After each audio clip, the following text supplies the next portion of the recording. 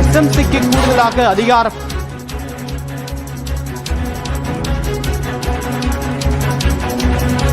பரம்பொருள் என்ற அறக்கட்டளையை தொடங்கி அதன் மூலமாக ஆன்மீக சொற்பொழிவை ஆற்றி வந்த மகாவிஷ்ணுவோடைய சொற்பொழிவு கடும் விமர்சனத்தை ஏற்படுத்திய நிலையில் தற்போது திருப்பூரில் அமைந்திருக்கூடிய மகாவிஷ்ணுவின் அறக்கட்டளையில் சோதனை என்பது தொடங்கியிருக்கிறது. தொடர்பான அண்மை தகவலை பார்த்துக் கொண்டிருக்கிறோம். நேற்று முன்தினம் சைதாப்பேட்டையில் இதே போன்ற ஒரு சொற்பொழிவை ஆற்றிய நிலையில் அசோக் நகர் அரசு பள்ளியில் அவர் ஆற்றிய சொற்பொழிவும் அவர் பேசிய கருத்துக்களும் கடும் விமர்சனத்தை ஏற்படுத்தியிருக்கின்றது.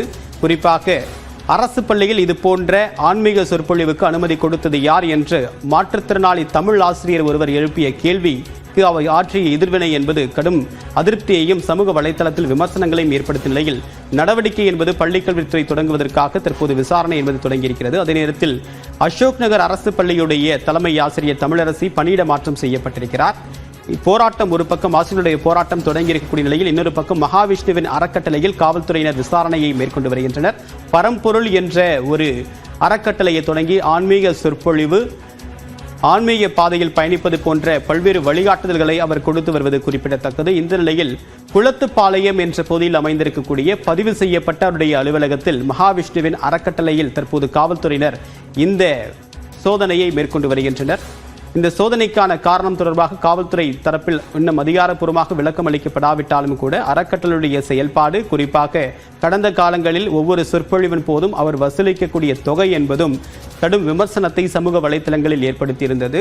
இதுபோன்ற ஆன்மீக நிகழ்ச்சிகளில் பங்கேற்க வரக்கூடியவர்களுக்கு நன்கொடையாக சுமார் 10,000 ரூபாய் வரை வசூலிக்கப்பட்டதாக அவர் மீது ஒரு விமர்சனங்கள் எழுந்திருக்கக்கூடிய நிலையில் தற்போது அரசு பள்ளியில் அவர் பேசிய சொற்பொழிவு ஆன்மீக சொற்பொழிவு என்பது கடும் விமர்சனத்தை ஏற்படுத்தியிருக்கூடிய நிலையில் தற்போது குளத்துப்பாளையம் பகுதியில் அவர் அலுவலகம் அறக்கட்டளை அலுவலகம் அமைந்திருக்கூடிய பகுதியில் தற்போது காவல்துறையினர் சோதனை மேற்கொண்டு வருகிறார்கள். அதே நேரத்தில் இந்த சம்பவம் நடைபெற்ற நிலையில் மகாவிஷ்ணு தற்போது எங்கே இருக்கிறார் என்பது தொடர்பான தகவலும் தெரியவரவில்லை.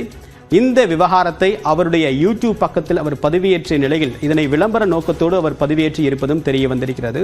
சமூக வலைதளங்களில் இது தொடர்பாக மாற்று கருத்துக்கள் முன்வைக்கப்பட்ட நிலையில் தற்போது காவல்துறையினர் பரம்பொருள் என்ற அறக்கட்டளை அலுவலகத்தில் குளத்துப்பாளையத்தில் அமைந்திருக்கக்கூடிய அந்த அலுவலகத்தில் விசாரணையை தொடங்கியிருக்கிறார்கள்.